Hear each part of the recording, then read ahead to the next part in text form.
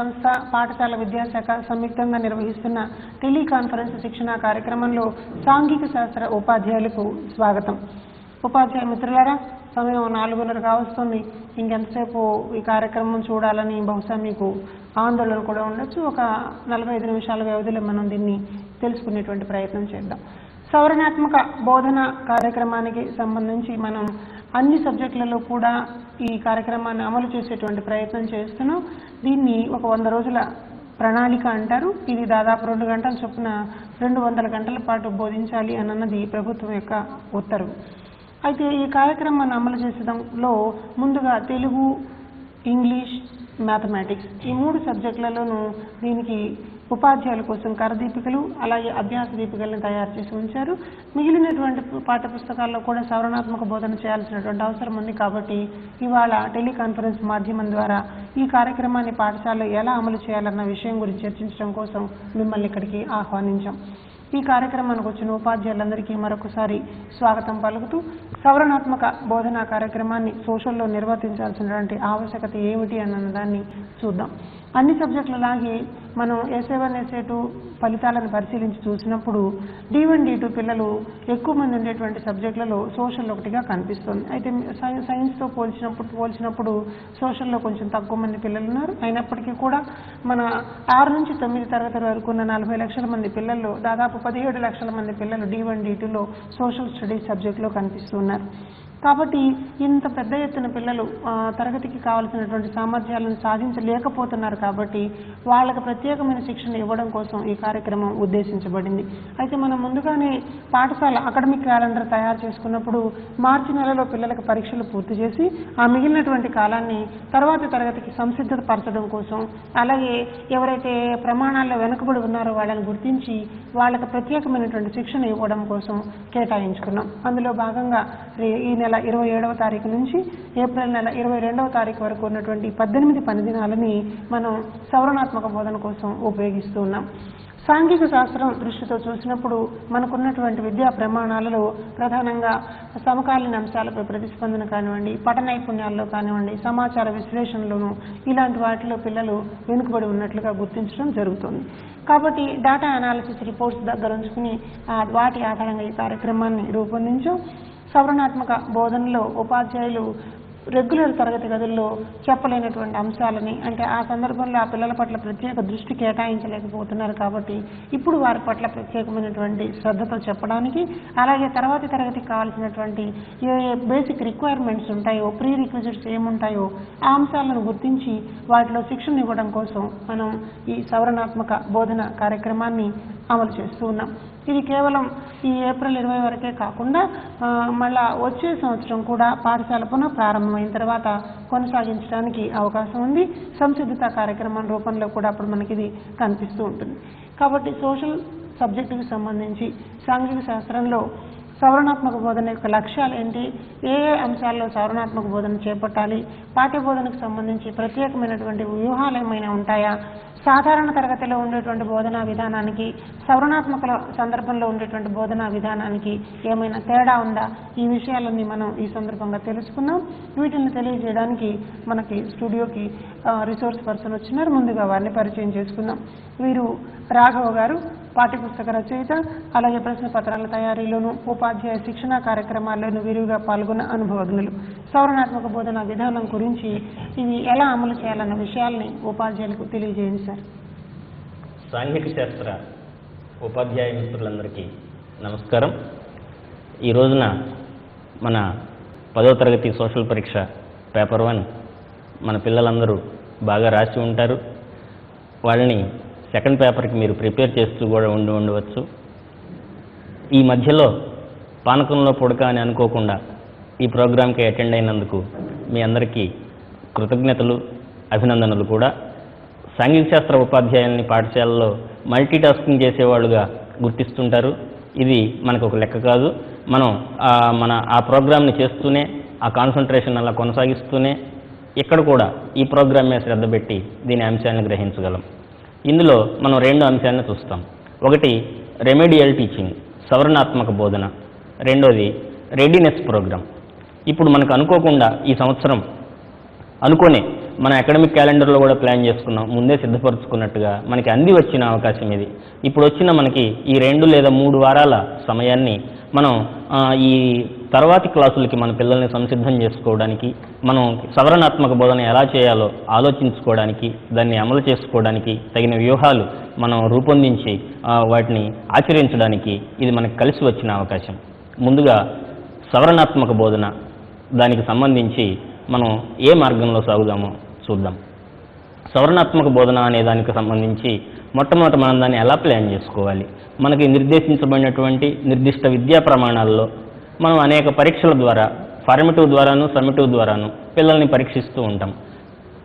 ఒక్కొక్క పిల్లవాడు వాళ్ళ వైయక్తిక భేదాలను బట్టి కొన్ని నిర్దిష్ట అంశాల్లో ఎక్కడెక్కడ వెనకబడి ఉన్నాడో మనం గుర్తిస్తాం. ఆ వెనుకబాటును సరిచేయడమే నిరంతర సమగ్ర మూల్యాంకనం అంటే. ఎప్పటికప్పుడు వాళ్ళకు సపోర్ట్ ఇవ్వడమే నిరంతర సమగ్ర మూల్యాంకనం అంటే. ఆ సపోర్ట్ ఇవ్వడానికి మనకు బాగా పనికొచ్చేది, ఈ విధానంలో అత్యంత ముఖ్యమైనది, ఎప్పటి నుంచో మనం మాట్లాడుకునేది, బోధనలో ఎక్కువ నిర్లక్ష్యానికి గురయ్యేది కానీ అత్యంత ముఖ్యమైనది రెమెడియల్ టీచింగ్, సవరణాత్మక బోధన. అదే చేయనప్పుడు మూల్యాంకనానికి విలువే ఉండదు. దానికి సంబంధించి కొన్ని అంశాలను మనం ఇప్పుడు గమనించుకుందాం. మొట్టమొదటిది plan according to the needs of the children. మన పిల్లలకి ఏది అవసరమో ఆ పర్టికులర్ తరగతికి బోధించిన ఉపాధ్యాయుడికి ఆ పిల్లల అవసరాలు ఏంటి అర్థమవుతాయి.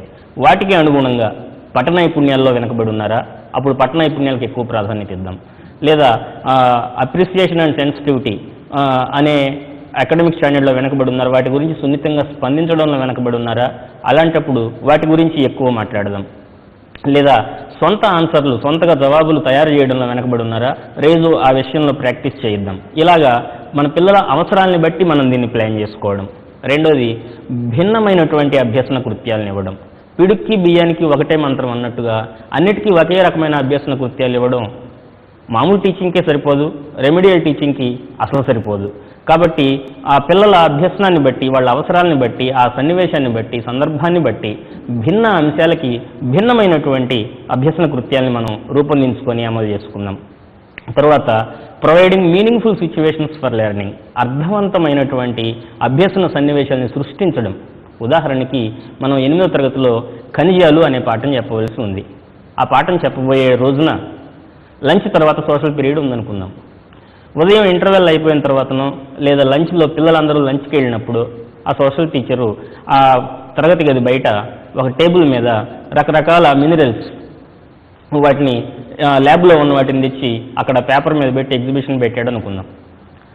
లేదా ఆ మినరల్స్కి సంబంధించిన ఫోటోల్ని అక్కడ ఉంచాడని అనుకుందాం. వాటిని చూస్తూ ఉంటారు పిల్లలు, అది మాట్లాడుకుంటూ ఉంటారు, వాటిని గమనిస్తూ ఉంటారు. ఆ రోజు ఆ క్లాసులోకి ఆ అభ్యసనం అనేది తరగతి మొదలవ్వకముందే అభ్యసనం మొదలవుతుంది. ఇలాగా అభ్యసన సన్నివేశాలను సృష్టించడం. తర్వాత అత్యంత ముఖ్యమైన అంశం రెమెడియల్ టీచింగ్లో చాలా కీలకమైనది డిఫరెంట్ టీచింగ్ స్ట్రాటజీస్. అనేక రకాలైనటువంటి బోధనా వ్యూహాలను మనం చూస్తాం. వీటిలో రెమెడియల్ టీచింగ్ లాంటి సందర్భాల్లో మనం ఎంచుకోవాల్సినవి ఎంటర్టైనింగ్గా ఉండేవి, క్యాచీగా ఉండేవి, ఆకర్షణీయంగా ఉండేవి. ఉదాహరణకి డ్రమటైజేషన్, అత్యంత ప్రాచీనమైన బోధనా వ్యూహం. నాటకీకరణ, ఈ నాటకీకరణ, మీట్ ద ప్రెస్, ఇలాంటి వాటిని నిర్వహించడానికి మనం అదేదో చాలా కష్టమైనది, దానికి కావాల్సిన ప్రీ రిక్విజిట్స్ ఎక్కువ ఉంటాయి, దానికి కొన్ని రంగాలంకరణ, కేశాలంకరణ ఇట్లాంటివి ఏవో కావాలి, మేకప్లు వగైరాలు ఇలా అనుకుని దాన్ని వాయిదా వేస్తాం. అదేదో ఒక పెద్ద ప్రోగ్రామ్ ఫేర్వెల్ అప్పుడో చేయాల్సింది అనుకుంటాం. కానీ అలా కాదు.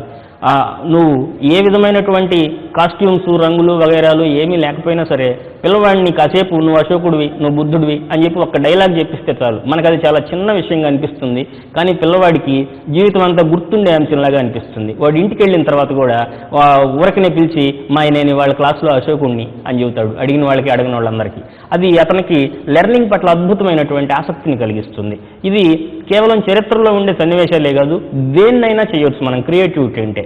ఉదాహరణకి 7వ తరగతిలో రాయలసీమ ప్రాంతాలు, వర్షఛాయ ప్రాంతాలు అనేది ఒకటి ఉంది. దానికి సంబంధించి ఒక చిన్న రోల్ ప్లే లాంటిది చేయించవచ్చు. మా క్లాస్లో చేసాం. ఒక 4 పిల్లలు గుండ్రంగా కూర్చుంటారు, మధ్యలో ఒక బకెట్లో నీళ్లు పెట్టుకుంటారు. ఒక పిల్లవాడు వస్తాడు, అతని చేతిలో ఒక మగ్గు ఉంటుంది, లేదా మెడలో ఒక క్యారీ బ్యాగ్ ఉంటుంది. ఈ మగ్గుతో ఆ బిందులో ఉన్న నీళ్లు ముంచుకుంటాడు. బయలుదేరి వెళ్తూ ఉంటాడు. మధ్యలో నలుగురు పిల్లలు ఒక పిరమిడ్ లాగా ఎత్తుగా అడ్డం వస్తారు. పక్కనే ఉన్న టేబుల్ ఎక్కుతాడు. పైకి ఎక్కేసరికి అతను చల్లగా అయిపోతాడు. అలా చల్లగా అయిపోయినప్పుడు ఆ మగ్గులో ఉన్న నీళ్లు కింద కొంచేస్తాడు. అవతలకు వెళ్తాడు, టేబుల్ దాటి అవతలకు వెళ్తాడు. అవతల రైతులు ఉంటారు, వాళ్ళు మబ్బులు కళ్ళి చూస్తూ ఉంటారు పైకి. అతను ఖాళీగా ఉన్న మగ్గుని కింద కొంచుతాడు. ఆ పైకి చూసిన వాళ్ళు చాలా నిరాశపడతారు, తలకాయ పట్టుకొని కింద కూర్చుంటారు. ఇది చూశారు, పిల్లలకి ఏం అర్థం అవ్వకపోవచ్చు. కానీ ఇది చూసిన తర్వాత టీచరు ఆ రోజు చెప్పిన ఆ రెండో పాఠం తాలూకు వర్ణన చేస్తాడు. ఈ నలుగురు పిల్లలు కూర్చొని ఉన్నారు, మధ్యలో ఉన్న బకెట్ ఉంది, ఇది సముద్రం. ఆ మగ్గు పట్టుకొని వచ్చిన వాడు మేఘం. మేఘం ఆ సముద్రంలోంచి ఏం చేసింది? నీళ్లు తీసుకున్నది, వెళుతూ ఉన్నది. దారిలో ఏం అడ్డం వచ్చింది? ఎత్తుగా ఉన్నది అడ్డం వచ్చింది. అవి తూర్పు కనుమలు. వాటిని దాటడానికి పైకి లేచాడు. పైకి లేచిన మేఘం ఏమైంది? చల్లబడింది. చల్లబడినప్పుడు ఏమైంది? మగ్గు వంచాడు, అక్కడ నీళ్లు పడినాయి కదా, వర్షం కురిసింది. అక్కడి నుంచి అవతలకి వెళ్ళాడు. అవతల ఏ ప్రాంతం ఉంది? రాయలసీమ ఉంది. అక్కడ వర్షం పడిందా? ఖాళీ మగ్గు వంచాడు, వర్షం రాలేదు, రైతులు నిరాశపడ్డారు. సో తూర్పు కనుమల యొక్క వర్షఛాయ ప్రాంతంలో రాయలసీమ ఉంది. అది ఈ విధంగా వర్షాభావ పరిస్థితుల్ని ఎదుర్కొంటూ ఉంది. ఈ మేఘం అరేబియా సముద్రం నుంచి నీటిని తేమను తీసుకున్నటువంటి మేఘం తూర్పు కనుమల్లో వర్షించింది, కానీ రాయలసీమని తాకకుండానే వెళ్ళిపోయింది. అందుకే రాయలసీమని కరువు సీమగా మిగిలిపోతున్నది అని చెప్పి టీచర్ చెప్పాడు. ఈ కాన్సెప్ట్ ఇలా చెప్పడం అనేది ఎప్పటికీ మరపు రాకుండా పిల్లల్లో గుర్తుండిపోదు. ఇది ఈ రోల్ ప్లే వాళ్ళు మహానటుల్లాగా చేయాల్సిన పని లేదు, దీనికోసం స్క్రిప్ట్లు అవసరం లేదు. చిన్న ప్రయత్నం చేస్తే చాలు. అందులో ఉండేటువంటి ఫ్లేవర్, అందులో ఉండేటువంటి భిన్నత్వం అది వాళ్ళ హృదయాలను ఆకట్టుకుంటుంది. వాళ్ళకి ఏదో కొత్తగానో బట్టి పెట్టినట్టో ఎట్లనో ఉండదు.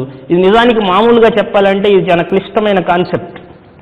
వర్షఛాయ ప్రాంతాలు ఎలా ఏర్పడతాయి, మేఘాలు ఎట్లా ఉంటాయి, ఈ పర్వతాలు ఏంటి, ఇదంతా చాలా క్లిష్టమైన కాన్సెప్ట్. కానీ ఇలాంటి యాక్టివిటీని కానీ మనం ఫ్రేమ్ చేసుకుంటే చాలా సుఖంగా, సౌకర్యవంతంగా అది ఎక్కడికి ఎలా వెళ్ళాలో అలా వెళ్తుంది. అలానే మీట్ ద ప్రెస్ లాంటి స్ట్రాటజీలు.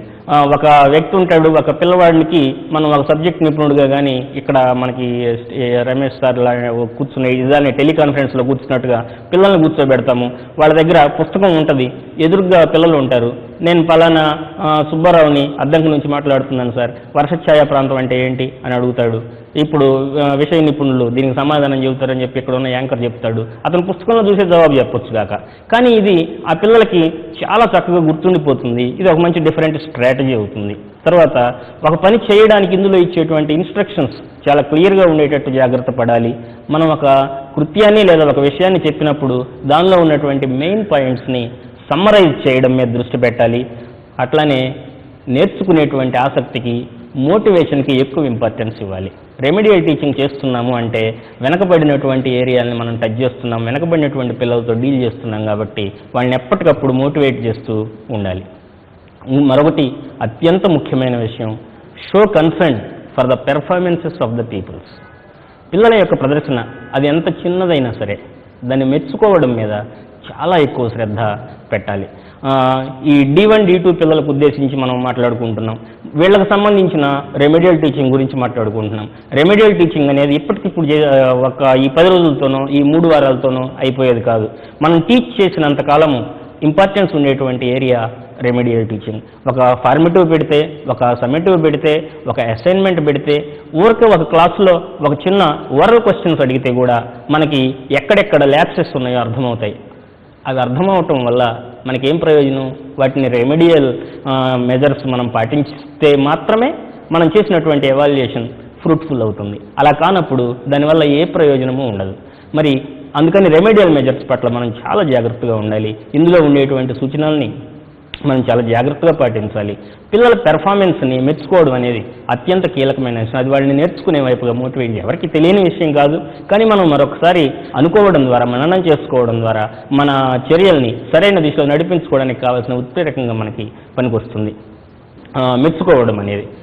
దీనికి ఒక ఉదాహరణ, ఒక క్లాసులో ఒక అబ్బాయి, వెనకబడిన అబ్బాయి ఉన్నాడు అనుకుందాం, వెంకటేశ్వర ఏదో అతని పేరు అని అనుకుందాం.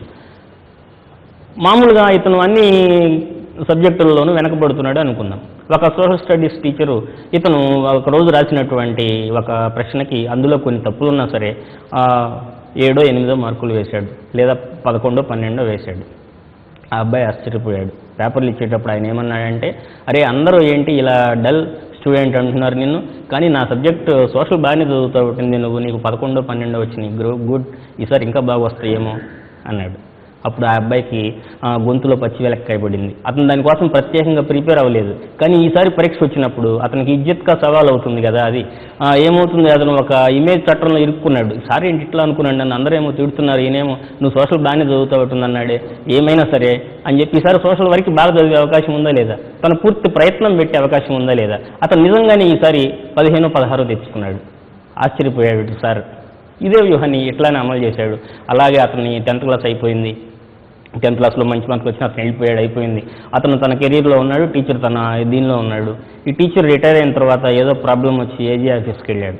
అక్కడ అతను లోపలికి వెళ్ళి మాట్లాడాలంటే బయట ఉన్న క్లర్క్ పోనీయడం లేదు, సార్ లేడని చెప్పాడు, ఉండమంటున్నాడు. కాసేపు దాటి నుంచి సార్ వచ్చాడు. ఆ సార్ వచ్చి ఈయన చూసి ఆశ్చర్యపోయి నమస్తే సార్ అన్నాడు. ఎవరు ఆ సార్ అంటే ఇతని స్టూడెంట్. ఆ టీచర్కి అద్భుతమైనటువంటి ఆనందం కలిగింది, ఆశ్చర్యం కలిగింది. అతను చెప్పాడు లోపలికి తీసుకెళ్ళి, సార్ ఆ రోజున మీరు అలా అన్నబట్టి నేను ఆ తర్వాత దాన్ని సోషల్ స్టడీస్ స్పెషలైజేషన్ చేశాను, నేను చాలా గ్రూప్స్ రాశాను, ఇలా సెలెక్ట్ అయ్యాను, ఇట్లా ఆఫీసర్గా ఉన్నాను అని చెప్పాడు. ఆ టీచర్ బయటకు వస్తూ అందరితో చెప్పడం మొదలుపెట్టాడు. కిందున్న కిళ్ళి కొట్లో ఒక్క కొనుక్కోవడానికి వెళ్ళి, ఈ ఆఫీసర్ మీకు వ్యాపారం బాగా జరుగుద్దని అడిగాడు. బ్రహ్మాండంగా జరుగుద్దండి అని చెప్పాడు. ఈ ఆఫీసర్ ఎవరో తెలుసా, మై స్టూడెంట్ అని చెప్పాడు ఆయన. అలానే ఆటో ఎక్కాడు. ఏమండి ఇంత వయసులో వచ్చారు, పని మీద వచ్చాను, ఆయన ఈ ఆటో బాగా జరుగుద్దా అని చెప్పి ఆయన మాటల్లో పెట్టి మరి ఆఫీసర్ ఎవరో తెలుసా, మై స్టూడెంట్ అని చెప్పాడు. అలానే ఇంటికి వెళ్ళాడు, పని అయిందా అని చెప్పి వాళ్ళ ఆవిడ అడిగింది. ఎందుకు అవ్వదు పని, అక్కడ ఆఫీసర్ ఎవరో తెలుసా, మై స్టూడెంట్ అన్నాడు. ఇలాంటి ప్రౌడ్ మూమెంట్స్ ఎక్కడి నుంచి వస్తాయి టీచర్కి, ఇలాంటి సన్నివేశాల్లోంచే వస్తాయి. ఇలాంటి మామూలుగా బాగా ముందుకెళ్ళే వాళ్ళని భేష్ అని ఎంతోమంది అంటారు, కానీ ఇలాంటి ఈ రెమెడియల్ మెజర్స్ని అమలు చేయడం ద్వారా, ట్యాప్ చేయడం ద్వారా, పిల్లలకి ఎక్కడ ఏది అవసరమో దాన్ని ఇవ్వడం ద్వారా అద్భుతమైనటువంటి జాబ్ సాటిస్ఫాక్షన్ లభిస్తుంది. రెమెడియల్ టీచింగ్లో గుర్తుపెట్టుకోవాల్సిన మరో ముఖ్యమైన అంశం, no need to cover all the things. అన్ని విషయాలని చెప్పడానికి ప్రయత్నం చేయకూడదు. Remedial teaching is not reteaching. చాలా ముఖ్యమైన విషయం గుర్తుపెట్టుకోవాలి. మొత్తాన్ని మళ్ళీ చెప్పడం కాదు, సవరణాత్మక బోధన అంటే తిరిగి బోధించడం కాదు. అందులో ఉన్నటువంటి ఎసెన్స్ బోధించాలి, మోటివేట్ చేయడం ద్వారా ఈసారి ఆ అంశాన్ని అతను పూర్తిగా నేర్చుకునే అవకాశం మనం కల్పించాలి. పీర్ సపోర్ట్ని ఉపయోగించుకోవాలి. బహుమతులు ఇవ్వడం మాటల రూపంలో కావచ్చు, చిన్న చిన్న పెన్సిల్, రబ్బర్ లాంటివి కావచ్చు, అలాంటివి ఇవ్వడం. ఇచ్చేటువంటి టార్గెట్ క్లియర్గా, స్పెసిఫిక్గా ఉండేలాగా, స్పష్టంగాను నిర్దిష్టంగా ఉండేటట్టు చూసుకోవాలి. ఇచ్చే ఆబ్జెక్టివ్స్ అచీవబుల్గా ఉండాలి. అత్యంత ముఖ్యమైన అంశం. నువ్వు టీచింగ్లో వెనకబడినటువంటి ఒక విద్యార్థిని తీసుకొచ్చి మళ్ళీ అలాంటి క్లిష్టమైన, అతను ఇంతకుముందు ఏది సాధించడంలో వెనకబడ్డాడో అదే దాన్ని కానీ మళ్ళీ ఆబ్జెక్టివ్గా పెట్టినట్టయితే రెమెడియల్ టీచింగ్ అతనికి ఇవ్వాల్సిన బూస్ట్ ఇవ్వాల్సింది పోయి అతనికి తన మీద నమ్మకం కోల్పోయేలా చేస్తుంది. అలా కాకుండా అతను అచీవ్ చేయగలిగేటువంటి ఆబ్జెక్టివ్స్ ఇవ్వాలి. ఈ సందర్భంలో రైలుబడిలో ఆ మాస్టర్ పెట్టిన పరీక్షలు గుర్తుపెట్టుకోండి. వేరు రకాలైనటువంటి పిల్లలకి అందరికీ ప్రైజ్లు వచ్చేలాగా ఒక్కో రకం పిల్లవాడికి ఒక్కో రకం టూల్ని డిజైన్ చేస్తాడు ఆయన. అలాంటిది అది రెమెడియల్ టీచింగ్ అంటే. రెమెడియల్ టీచింగ్ ఈజ్ నాట్ రీటీచింగ్ అనేది మనం గుర్తుపెట్టుకోవాలి. ఇవి రెమెడియల్ టీచింగ్ గురించి మనం గుర్తుపెట్టుకోవాల్సినటువంటి అంశాలు. ఇప్పుడు కాబట్టి అంటే రాఘవ ఒక some kind of inspiring issues మన ముందుకు తీసుకొచ్చారు. కాబట్టి మిత్రులారా, రెమెడియల్ టీచింగ్ అని అంటే మళ్ళా తిరిగి పాఠం అంతా చెప్పడం అన్నది మన ఉద్దేశంగా కాదు. సమ్ కైండ్ ఆఫ్ సపోర్ట్ పిల్లలకి ఇచ్చేలాగా ఉండాలి. కాబట్టి కంటెంట్లో ఎక్కడైతే లాగింగ్ బిహైండ్ ఉందో, పిల్లలు నేర్చుకోవడం దగ్గర ఎక్కడ ఇబ్బందులు ఎదుర్కొన్నారో వాటిని గుర్తించి వాటి మీద మనం సపోర్ట్ ఇచ్చినట్లయితే పిల్లలు మిగిలిన తరగతుల్లో మంచిగా ముందుకు వెళ్ళడానికి అవకాశం వస్తుంది. కాబట్టి అయితే ఇప్పుడు మనం 6వ తరగతి నుంచి 7కు వెళ్ళే పిల్లలకు కానివ్వండి, లేదా 7 నుంచి 8కి వెళ్ళే పిల్లలు, వీళ్ళకి ఎలాంటి ప్రాథమికమైనటువంటి అంశాల మీద అవగాహన ఉండాలి అంటే కనీసం కొన్ని అంశాలు వచ్చి ఉండాలి అన్నటువంటి భావన మనకు ఉంటుంది. ఉదాహరణకి సాంఘిక శాస్త్రం అనగానే పిల్లలకి ఖండాల పేర్లు తెలిసి ఉండాలి, లేకపోతే సముద్రాల పేర్లన్నీ తెలిసి ఉండాలి, లేదా వాళ్ళు ఒక భూగోళం నమూనాని గుర్తించగలిగి ఉండాలి, దాంట్లో అక్షాంశము రేఖాంశం అన్నది ఏంటో చెప్పాలి, ఆయన రేఖలు అంటే ఏంటో చెప్పగలిగి ఉండాలి, పవనాల గురించి తెలిసి ఉండాలి. ఇలా సాంఘిక శాస్త్ర అంశానికి సంబంధించి కొన్ని భావనలు పిల్లలకి తప్పనిసరిగా తెలిసి ఉండడం అవసరం. సంసిద్ధత ఏర్పరిచే సందర్భంలో కానివ్వండి, సవరణాత్మక బోధన చేసే సందర్భంలో కానివ్వండి. కాబట్టి గణిత శాస్త్రం, ఈ సాంఘిక శాస్త్రానికి సంబంధించి 6వ తరగతి అయిపోయి 7కి వెళ్ళేటువంటి పిల్లలు ఎలాంటి అంశాలలో మళ్ళా ఒకసారి పునశ్చరణ చేయాల్సిన అవసరం ఉందో, అలాగే వేరు తరగతుల్లో ఎలా పునశ్చరణ చేయాలో ఈ విషయాలను కూడా మనం తెలుసుకుందాం. సార్, 6వ తరగతి పట్ల ఎలాంటి బాధ్యత వహించాలి? ఇప్పుడు మనం ఈ సంసిద్ధత కార్యక్రమం గురించి చూద్దాం. ఈ రోజున ఈ సందర్భంలో మనకి అద్భుతమైన అవకాశం లభించింది. ప్రతిసారి మనం అకాడమిక్ ఇయర్ని స్టార్ట్ చేస్తున్నటువంటి విధానం వేరు, ఈసారి చేయబోతున్న విధానం వేరు. ఈసారి మనకు లభించిన ఈ సమయాన్ని మనం చాలా చక్కగా ఉపయోగించుకోవడానికి మనం ప్లాన్ చేసుకోవచ్చు. ఎలాగా 7లోకి రాబోయేటువంటి విద్యార్థి మన దగ్గర 6 పరీక్షలు రాసేసి చాలా రిలాక్సింగ్ మూడ్లో మనకి 3 వారాల పాటు అందుబాటులో ఉంటున్నాడు. ఇది ఆ పిల్లవాడికి ఉపయోగపడేలాగా, టీచర్కి ఉపయోగపడేలాగా మనం ప్లాన్ చేసుకుంటే బాగుంటుంది. 6వ తరగతి పరీక్షలు రాసేసి 7లోకి రావడానికి సిద్ధంగా ఉన్న విద్యార్థికి మనం ఏ అంశాలని చెప్పడం 7వ తరగతిలో మనం చేయబోయేటువంటి బోధనా అభ్యసన కృత్యాల్లో పిల్లలకి ఉపాధ్యాయులకి ఇద్దరికీ సహాయకారిగా ఉంటుంది. ఇవి నిజానికి ఆ సమూహాన్ని బట్టి, ఆ తరగతి గతిని బట్టి, ఆ విద్యార్థుల స్థాయిని బట్టి, ఉపాధ్యాయుని బోధనా శైలిని బట్టి వాళ్ళు నిర్ణయించుకోవాల్సినవి. కానీ ఇక్కడ కొన్ని సూచనలు ఇవ్వడం జరుగుతున్నది. వీటిని దృష్టిలో పెట్టుకొని మీదైనటువంటి ప్రణాళికని మీరు తయారు చేసుకోవచ్చు. ఉదాహరణకి 6 అయిపోయినటువంటి వాళ్ళు 7లోకి వెళ్ళడానికి, 7వ తరగతి బోధనాభ్యసన కృత్యాల్ని సక్రమంగా సజావుగా నిర్వహించుకోవడానికి ఈ అంశాలు నేర్చుకొని ఉంటే బాగుంటుంది. ఉదాహరణకి పటాలు, దిక్కులు, మూలలు. పటాలకు సంబంధించి ప్రతి క్లాసులోనూ ఒక పాఠం ఉంది. మనకి చాలామంది నిర్లక్ష్యం చేసేటువంటి అంశము, చాలా ముఖ్యమైనటువంటి అంశము పటాలు. ఈ పటాలకు సంబంధించి పొలిటికల్, ఫిజికల్ రెండిటి మీద కానీ బాగా పట్టు వచ్చినట్టయితే అతనికి తన త్రూ అవుట్ ద కెరియర్ కేవలం 10వ తరగతి వరకనే కాదు, ఆ తర్వాత రాసే ఏ పోటీ పరీక్షలకైనా సరే చాలా ప్రిపరేషన్ని సులభతరం చేసేస్తుంది పాఠ నైపుణ్యం అనేది. దాన్ని మనం మొదలు పెట్టడానికి ఉపయోగించుకోవాలి. దిక్కులు, మూలలు వీటి మీద స్పష్టమైనటువంటి అవగాహన వచ్చేలాగా ప్రాక్టీస్ చేయించాలి. అలానే ఆంధ్రప్రదేశ్, భారతదేశం, యూరప్ ఈ 3 పాఠాలు 7వ తరగతికి బాగా అవసరం. ఈ 3 పాఠాలకు సంబంధించిన ముఖ్యంగా రాజకీయ పాఠాలు, political maps of Andhra Pradesh, India and Europe వీటిని ప్రాక్టీస్ చేయించాలి.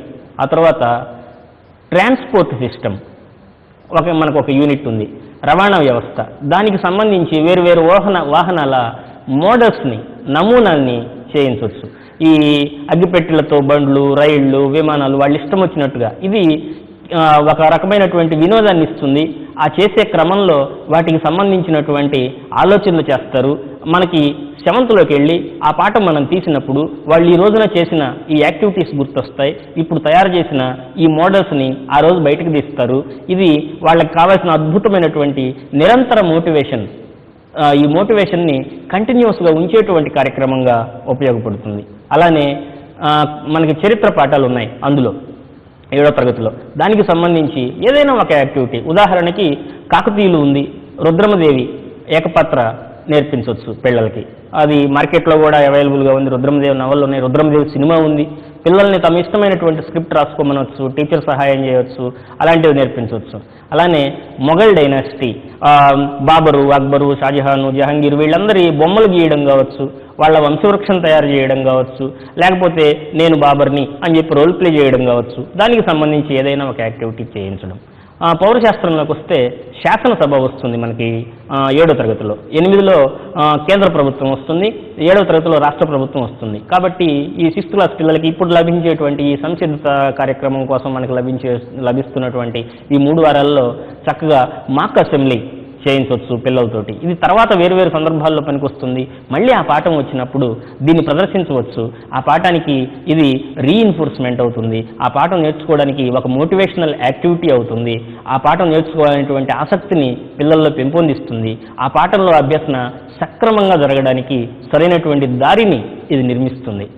తర్వాత అంబేద్కర్కి సంబంధించినటువంటి ఆలోచనలు ఉన్నాయి మనకి 7వ తరగతిలో. అంబేద్కర్ గురించి మొన్ననే పిల్లలందరూ క్విజ్ల్లో పాల్గొన్నారు, వక్తృత్వ పోటీల్లో పాల్గొన్నారు. అలానే వాటిని మళ్ళీ పెట్టవచ్చు. అంబేద్కర్ జీవితానికి సంబంధించి క్విజ్లు కానీ, వక్తృత్వం కానీ, వ్యాసరచన కానీ ఇలాంటివి పెట్టవచ్చు. తర్వాత 7వ తరగతికి సంబంధించి కీలక పదాలు. ఈ కీలక పదాలు, సమాచార నైపుణ్యాలు, నినాదాలు రాయడం ఇది అన్ని తరగతుల్లో ప్రతిరోజు చేయించడానికి వీలైనటువంటి కృత్యాలు. 7వ తరగతికి సంబంధించి పర్వతాలు, పీఠభూములు, మైదానాలు, ద్వీపాలు, ద్వీపకల్పాలు, అఘాతాలు, సింధు శాఖలు ఇలాంటి కీలక పదాలు ఉన్నాయి. ఈ పదాలని మనం ప్రతి లెసన్కి సంబంధించి 4 లేదా 5 లేదా 2 లేదా 3 ఒక్కో లెసన్లో ఒక్కటి కూడా ఇలాంటి సైంటిఫిక్ టర్మ్ రాకపోవచ్చు, అది మొత్తం చర్చ అయి ఉండొచ్చు కాక. ఆ సైంటిఫిక్ టర్మ్స్ టెక్స్ట్ బుక్ మొత్తం మీద ఏమున్నాయో చూసుకొని మనం ఈ కొద్ది రోజుల్లో ఏం చెబితే బాగుంటుందో ప్రయారిటైజ్ చేసుకొని ప్రాధాన్యత క్రమంలో రోజుకు 3 లేకపోతే 4 చొప్పున వాటిని నేర్పించుకుంటూ వెళ్ళొచ్చు. తర్వాత మరొక అద్భుతమైనటువంటి యాక్టివిటీ ఇన్ఫర్మేషన్ స్కిల్స్.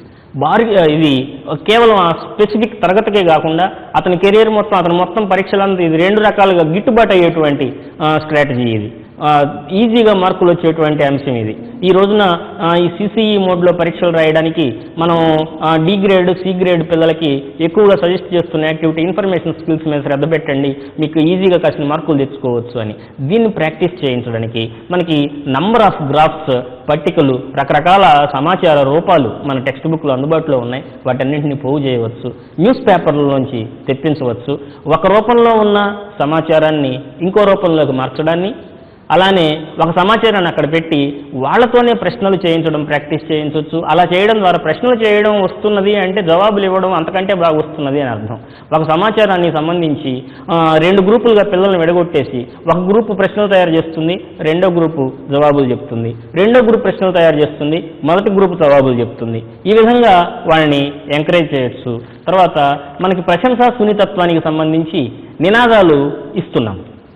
వీటికి సంబంధించి అసలు ప్రశంసా సున్నితత్వం, సమకాలీన అంశాలు అనే అంశాల్లో సోషల్ స్టడీస్లో చాలా కాలంగా చర్చలు నడుస్తున్నాయి. పిల్లలే కాకుండా ఉపాధ్యాయులు కూడా వీటికి సంబంధించి అనేక సందర్భాల్లో ఇబ్బంది పడుతున్నామని చెప్తున్నారు. పాఠం యొక్క ఆత్మని పట్టుకోవడంలో మనకు ఉండేటువంటి గ్యాప్ ఈ నిర్దిష్ట విద్యా ప్రమాణాలను సాధించడంలో మనకి ఆటంకంగా పరిణమిస్తూ ఉంటుంది. ఆ ఆత్మని మనం పిల్లలతో మాట్లాడడానికి ఈ సమయాన్ని ఉపయోగించుకోవచ్చు. ఇలాగే ఇదే విధంగా 7వ తరగతి పిల్లలు, ప్రస్తుతం 7 చదువుతున్న వాళ్ళు 8లోకి వెళ్ళడానికి ఇప్పుడు మనం 6లో ఒక 8 అంశాలు చెప్పాం.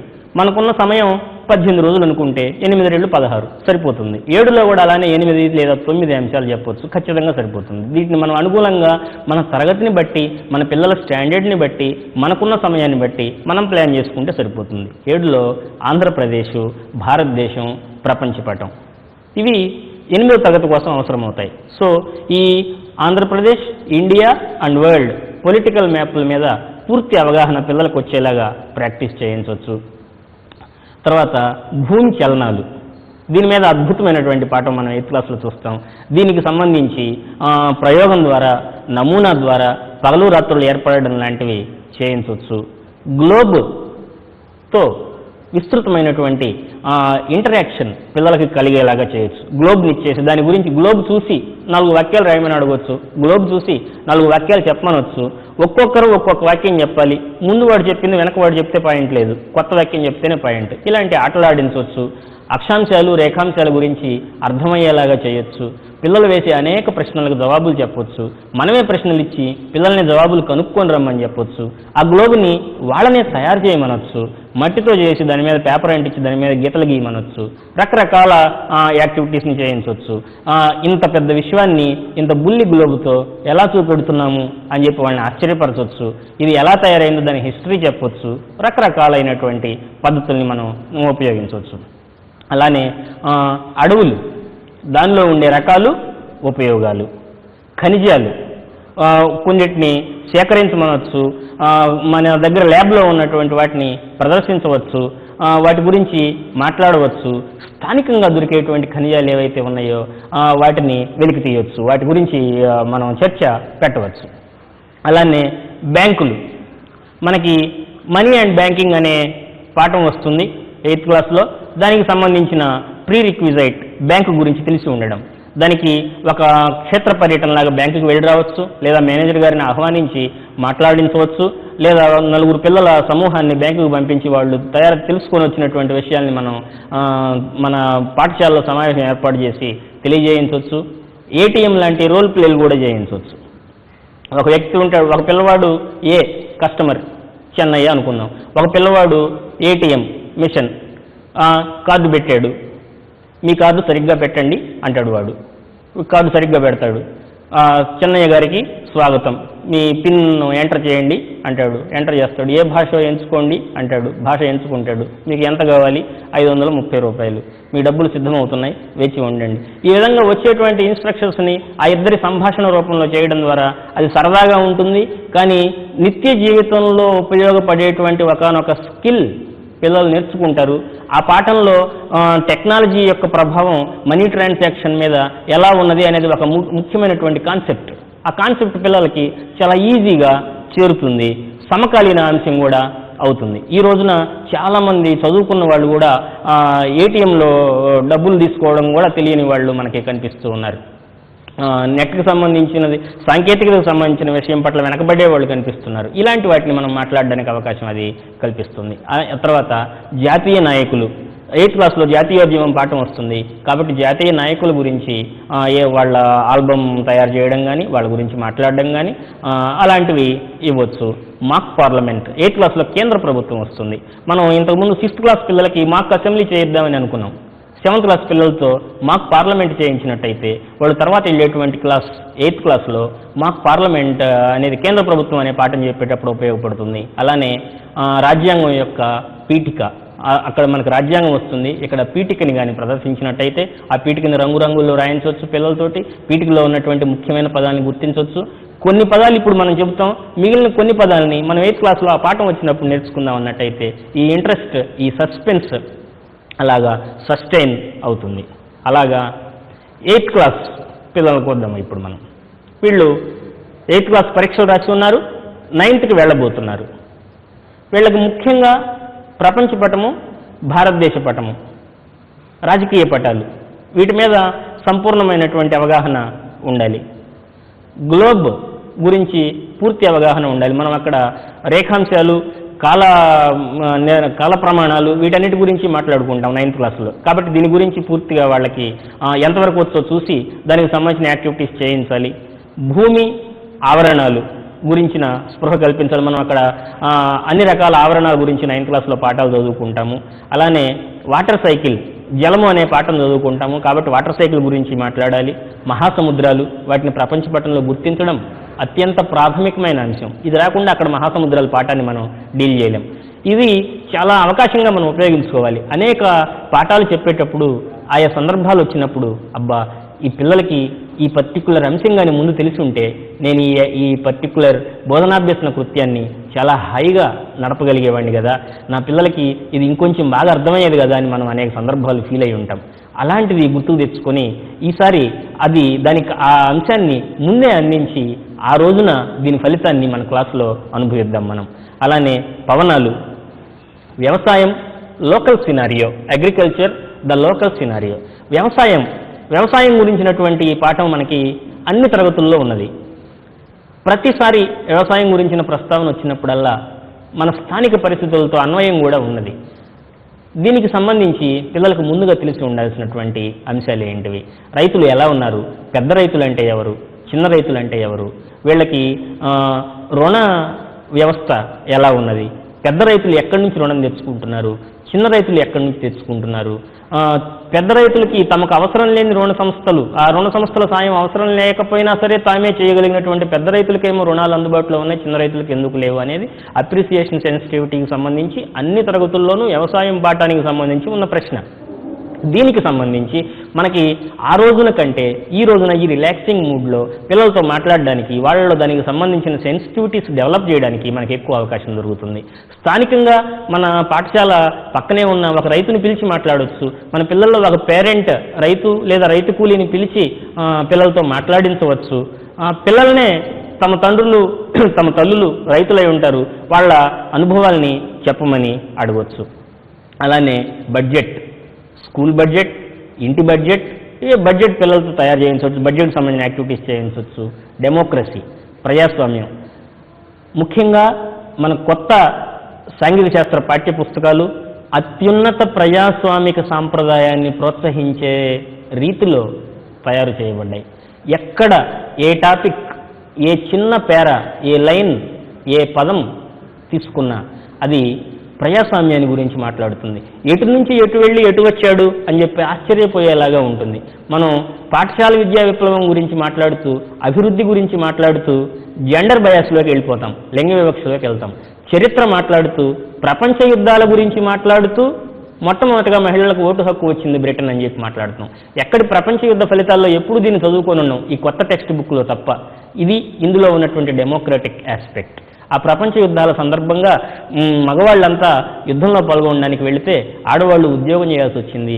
బయటి పనులు నిర్బంధంగా చేయాల్సి వచ్చినా సరే ఆ పనులు వాళ్ళకి సొంత సంపాదనని ఇచ్చాయి, సొంత ఆలోచన నేర్పాయి, సొంత ఆత్మగౌరవాన్ని ఇచ్చాయి. కనుక మాకెందుకు ఓటు హక్కు ఉండవద్దు అని వాళ్ళు అడిగారు. కాబట్టి ప్రపంచ యుద్ధాల పరిణామాల్లో ఇది కూడా వచ్చి చేరింది అని మనం 10th క్లాస్లో నేర్చుకుంటాం. ఈ ప్రజాస్వామిక భావన మన పిల్లలకి, పసిపిల్లలకి నేర్పడం చాలా సంక్లిష్టమైనటువంటి అంశం. కనుక అనేక ఉదాహరణల ద్వారా ఇలాంటి భావనలు, ప్రజాస్వామ్యానికి సంబంధించినటువంటి భావనలు పిల్లలకు నేర్పడానికి మనం ప్రయత్నం చేయాలి. తర్వాత వలసవాదము, మానవ హక్కులు, ఈ 2 అంశాల గురించి కూడా నేర్పాలి. ఇక ఇప్పుడు 9th క్లాస్ చదువుతూ 10వ తరగతిలోకి వస్తున్న వాళ్ళ గురించి ప్రత్యేకంగా మనం మాట్లాడుకోవాల్సిన పని లేదు. అన్ని పాఠాల ఆత్మని మనం చెప్తే సరిపోతుంది. చిట్ట చివరిగా ఒక మాట, మనకి అనేక మంది స్నేహితులు ఎదురవుతూ ఉంటారు. మన ప్రయాణాల్లో ఎదురయ్యేవాళ్ళు, ఇంటి దగ్గర ఎదురయ్యేవాళ్ళు, పక్కన ఎదురయ్యేవాళ్ళు, అనేక రకాల ఆఫీసుల్లో కనపడేవాళ్ళు, అనేక మంది స్నేహితులు ఎదురవుతూ ఉంటారు. అయితే మన అడుగులు తడబడినప్పుడు, ఏ రాయో రప్పో మన దారికి అడ్డం వచ్చినప్పుడు, మన నడక ఆగినప్పుడు, ముల్లో ములుకో మనకు గుచ్చుకున్నప్పుడు, మనకు నొప్పి తగిలినప్పుడు, మన భుజం మీద చేయి వేసి పక్కన నిలబడేటువంటి స్నేహితుడిని మనం ఎప్పటికీ గుర్తుపెట్టుకుంటాం. The same with the student also. ఎంతోమంది టీచర్లు స్టూడెంట్కి ఎదురవుతూ ఉంటారు. ముందుకు వెళ్ళేవాడిని శభాష్ అనేవాళ్ళు, వెనకున్నవాడిని ఎందుకురా చదువు అనేవాళ్ళు, కొట్టేవాళ్ళు, మందలించేవాళ్ళు ఎంతోమంది ఎదురవుతారు. కానీ అతను తడబడినప్పుడు, అతను నడక మందగించినప్పుడు, అతను ఏ పర్టిక్యులర్ అంశాన్నో, ఏ లెక్కలనో, ఏ సోషల్లో దేన్నో చూసి భూతంగా ఫీల్ అయ్యేటప్పుడు అతనికి ఇదిగో ఇక్కడ నువ్వు తప్పు చేస్తున్నావని డయాగనైజ్ చేసి దానికి సంబంధించిన రెమెడియల్ టీచింగ్ని ప్లాన్ చేసుకుని ఆ పిల్లవాడికి తెలియకుండానే దానికి రెమెడీని అందించి అతన్ని సరైన ట్రాక్లో పెట్టి అతనిలో విశ్వాసాన్ని నింపి అతన్ని ముందుకు నడపడానికి చిన్న ప్రయత్నం చేసిన టీచర్ అయినా సరే అతనికి ఎప్పటికీ గుర్తుండిపోతాడు. మనకి మన స్నేహితుడు గుర్తున్నట్టుగా మనందరం అలాగే గుర్తుండాలని, ఈ అవకాశాన్ని అందుకు ఉపయోగించుకోవాలని ఆశిస్తున్నాను. థ్యాంక్ యూ రాఘవ, మంచి సందేశాన్ని ఇచ్చావు. కాబట్టి ఉపాధ్యాయ మిత్రులారా, సాంఘిక శాస్త్రానికి సంబంధించి సవరణాత్మక బోధన చేసే సందర్భంలో రాఘవ ఇచ్చినటువంటి సూచనల్ని తప్పకుండా పాటించేటువంటి ప్రయత్నం చేద్దాం. అయితే ఒక క్రమమైనటువంటి విధి విధానం ఒకటి మనకు అవసరం అవుతుంది. కాబట్టి ఒక యూనిఫామ్ ప్యాటర్న్ అన్న దాన్ని మనం పరిశీలించుకోవాల్సి వస్తుంది. ఉదాహరణకి మనం 6th క్లాస్ నుంచి 7th వెళ్ళే పిల్లల్ని చూసినట్లయితే 6th క్లాస్లో 16 పాఠాలు మన దగ్గర ఉన్నాయనుకున్నప్పుడు ఒక పాఠానికి సంబంధించి అత్యంత కీలకమైనటువంటి పదాలు ఏముంటాయి అంటే కనీసం ఈ పదాలు పిల్లలకు తప్పనిసరిగా తెలిసి ఉండాలి అని మీరు ఏవైతే భావిస్తారో ఆ పదాలను ఎంపిక చేయండి, వాటిని బోర్డు మీద రాయండి, ఆ కీలక పదాల గురించి పిల్లలతో మాట్లాడించండి, వాటి గురించి సమాచారాన్ని రాయించేటువంటి ప్రయత్నం చేయండి. అలాగే రాఘవ ఇచ్చిన సూచనలను కూడా దృష్టిలో ఉంచుకుని వీటిని విభిన్న రకాల ప్రక్రియల్లోకి మార్చేటువంటి ప్రయత్నం, అంటే ఒక మోనో యాక్షన్ లాగా, లేకపోతే ఒక ఇంటర్వ్యూ లాగా, లేకపోతే ఒక కరపత్రం తయారు చేసేలాగా, ఇలా వైవిధ్యభరితమైనటువంటి రూపాల్లోకి మార్చేటువంటి ప్రయత్నం ద్వారా పిల్లలు చాలా వేగంగా భావనని అర్థం చేసుకోగలుగుతారు. అయితే తప్పనిసరిగా ఒకటి ఏంటంటే మనం గుర్తుపెట్టుకోవాల్సింది, సవరణాత్మక బోధన అని అంటే ఈ పదాలతో మాత్రమే కాకుండా పిల్లవాడు సాంఘిక శాస్త్ర పాఠ్యపుస్తకంలో ఉన్నటువంటి అంశాన్ని చదవాలి, దాన్ని అర్థం చేసుకోవాలి, దాని మీద వాడు సొంతంగా వ్యాఖ్యానిస్తూ రాయగలగాలి. ఈ లక్ష్యం నెరవేరాలి అని అంటే చదివేది నేర్పాలి. పిల్లలు ఎందుకు వెనకబడుతున్నారు ఇక్కడ అని అంటే ఆ అంశాన్ని చదవడంలో వెనకబాటుతనం ఉంది, సొంతంగా రాయడంలో వెనకబాటుతనం ఉంది. కాబట్టి మొత్తం పాఠమంతా ఒకేసారి చదవలేకపోయినా it is better to select one particular part from the lesson, లేదా ఇంకొక పని కూడా చేయవచ్చు. గణిత ఉపాధ్యాయుడికి మొత్తం 20 పేజీల పాఠం మీద ఒక సమగ్రమైనటువంటి అవగాహన ఉంటుంది. కాబట్టి కాంప్రహెన్సివ్గా దాన్ని ఏమైనా ఒక 4 లైన్లలోకో 3 లైన్లలోకో మార్చి రాయగలుగుతామా? ఉదాహరణకి భౌగోళిక అంశాల గురించి మాట్లాడేటప్పుడు సలకం చెరువు పాఠం ఉంది. చలకం చెరువు పాఠం మొత్తాన్ని మనం ఏమన్నా ఒక 2-3 లైన్లలోకి తీసుకురాగలమా? ఆర్థిక వ్యవస్థ గురించి మాట్లాడేటప్పుడు రాంపురం ఆర్థిక వ్యవస్థ అనే పాఠం ఉంది. ఈ పాఠంలో చెప్పినటువంటి అంశాలన్నింటినీ ఏమైనా సంక్షిప్తంగా మనం ఒక దగ్గరికి చేర్చి క్లుప్తంగా ఒక 5-6 వాక్యాల్లోకి దీన్ని ఏమన్నా మార్చగలమా?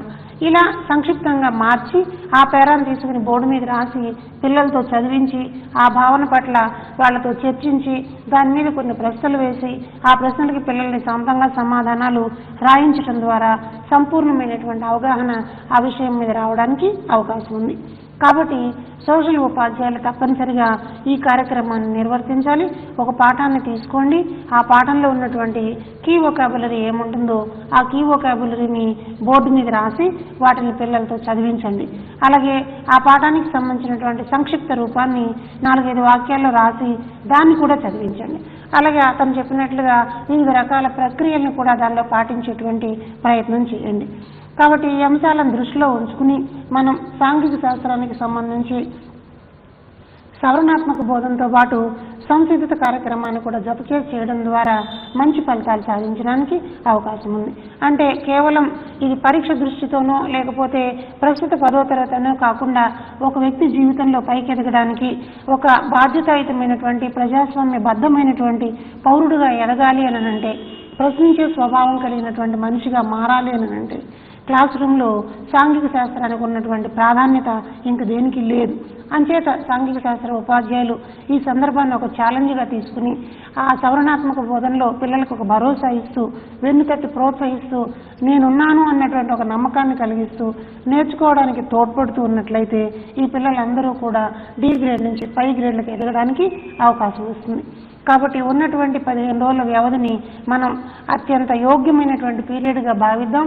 ఇక్కడ ఎలాంటి బంధనాలు లేవు, ఎలాంటి రకాలైనటువంటి ఒత్తిడులు ఉండవు. కాబట్టి ఒక స్వేచ్ఛాయుత వాతావరణంలో పిల్లలు కొన్ని భావాలను నేర్చుకోవడానికి వాటికి టీచర్ సహకారం అందించేటువంటి లాగా some kind of helpful strategy అని అన్నది ఇక్కడ మనకు కనిపించాలి.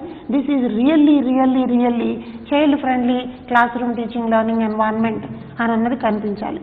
కాబట్టి సాంఘిక శాస్త్ర ఉపాధ్యాయ మిత్రులారా, 6వ తరగతిలో ఉన్నటువంటి పాఠాలలో ఏ ప్రీ రిక్విజిట్స్ అవసరమో అవి నేర్పడం ద్వారా 7వ తరగతి పిల్లలు క్షుణ్ణంగా నేర్చుకోగలుగుతారు.